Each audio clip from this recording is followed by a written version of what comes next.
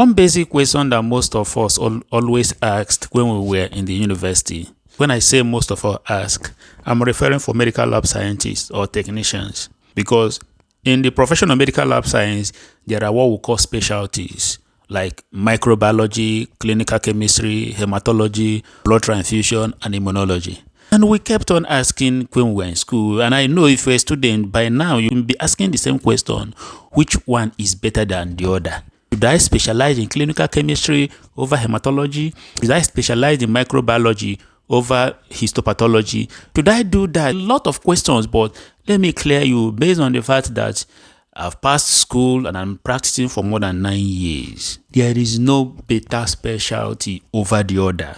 There are some factors that you must consider before you make your career choice in any of the specialties. I'll let you know from the way I understand it. If you look at microbiology compared to every other subunit like chemistry, histopathology, hematology, blood transfusion, microbiology is voluminous. You have a lot of things to read. So if you are the type that don't like reading, you don't want to spend hours reading and reading and reading, microbiology may not be you, because microbiology has parasitology, virology, bacteriology, mycology, and each of them are very vast, so you have a lot of things to read. So one, if you compare how microbiology is practiced in a lot of hospitals, you also discover that now microbiology, no matter the level of advancement, technological advancement and instrumentation, microbiology is still lagging behind compared to chemistry, hematology, blood transfusion. So you have a lot of manual work you are going to do with all the advancement in laboratory practice. So you consider this.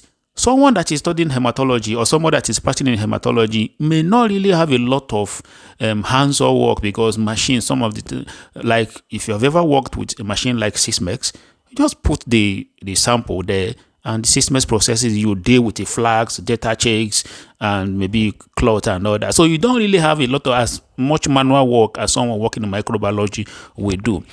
Then you consider blood transfusion. Blood transfusion wouldn't really compare to the volume of work you read in microbiology.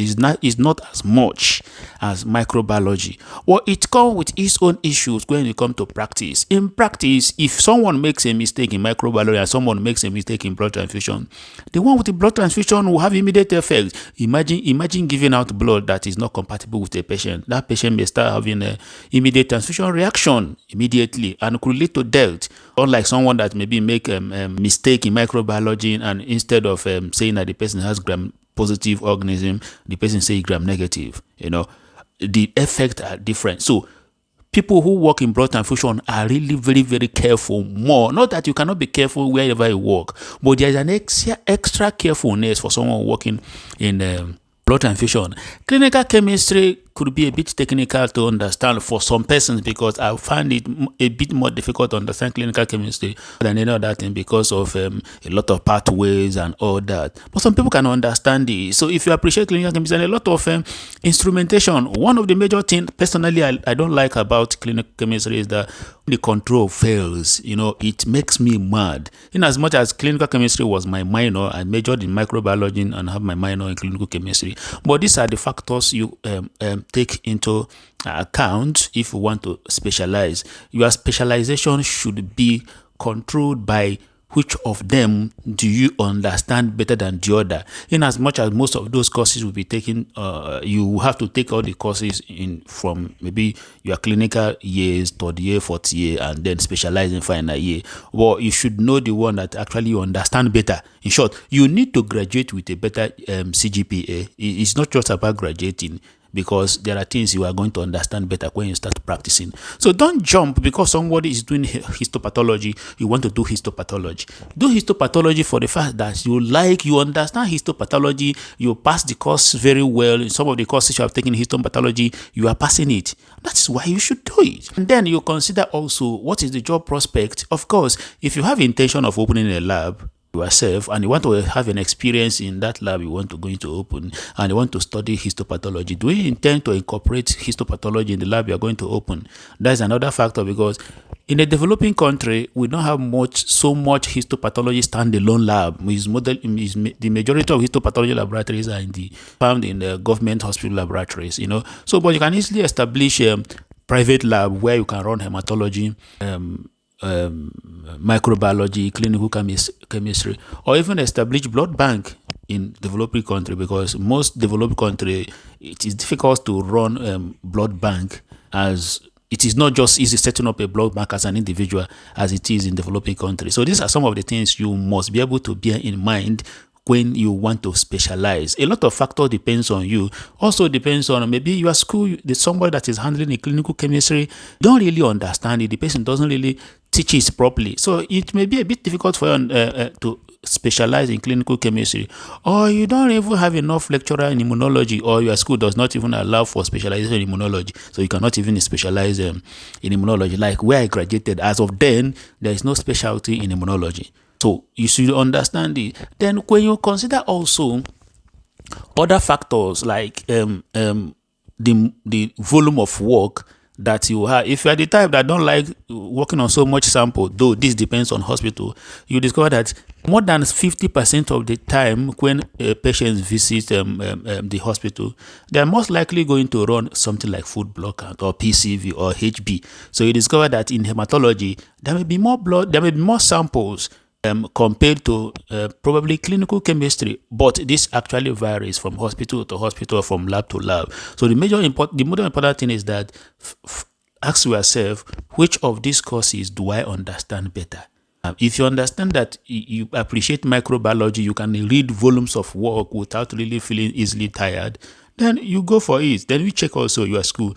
The lecturers that teach those courses, do they teach it in a way that you understand, you appreciate it? Is another factor. Then look at the job market. True, because depending on the country where you are, you look at the prospect. Is it easy for you to get job as a main lab scientist, or the jobs are usually based on the specialty? Sometimes they advertise a job and say this job is for those that specialize in hematology. So, and this job is for those that specialize in clinical chemistry, or this job is just for medical lab scientists, irrespective of your specialty, but provided you have the experience to work. Some people will take even without the experience and teach you on the job. In short, one thing that is common in developed countries is that irrespective of your previous experience, once you are taken in a job, you must be trained and satisfied to be able to perform the exercise before you are left alone. But then you cannot compare developed country with developing country. So these are the things you really have to put into consideration. But the major thing is that while you are still a student, make sure you graduate with a good grade. There are things you can never learn, you can never appreciate or learn in theory completely until you begin to practice. And once you begin to practice, you begin to appreciate that these things. There are loads of theory that we don't really need per se, or on a regular, on routine basis. If you check your microbiology note, you have loads of bacteria that they will teach us, but sometimes in practice you may encounter it once in a long while. Maybe most times because you don't work in isolation. If you work in a lab, you can have a library, you have your Google, you have some resource material where you check. So it's not like you are going to work in a vacuum. No. So in practice, you may discover that most times, what are we isolating? Let me use, we isolate Klebsiella, E. coli, Staph aureus, or other coagulate negative staph epidermidis, and all that. So you discover that there are some bacteria that will teach us that you just really isolate them. So you don't really need to bother yourself so much about a lot of things. Just those ones that are very common. For instance, we're talking about parasitology. A country like ours, you may think about the very common one, which is malaria parasite. There are some parasites that when you learn in school, but you will never, probably, unless you start working in a country where it is very common, So these are the things you really have to bear in mind, and don't fret yourself about the fact that you want to know maybe loads of things at the same time. As a student, you should know the things that will enable you to pass. Then you have the information I've given you on deciding which course to specialize in. Not that this one is better than the other one, or this one is worse than the other one. In literary term, no one is better than the other. It all depends on the circumstances and the content in which you are looking at it. By the way, I'm a lab scientist and I'm practicing at the moment. And if you want some tips and all that about medical laboratory science practice, you can subscribe to my channel or you can visit my channels once in a while. And if you find it very valuable, well, you can subscribe or even share it with your friends to follow me. Thank you.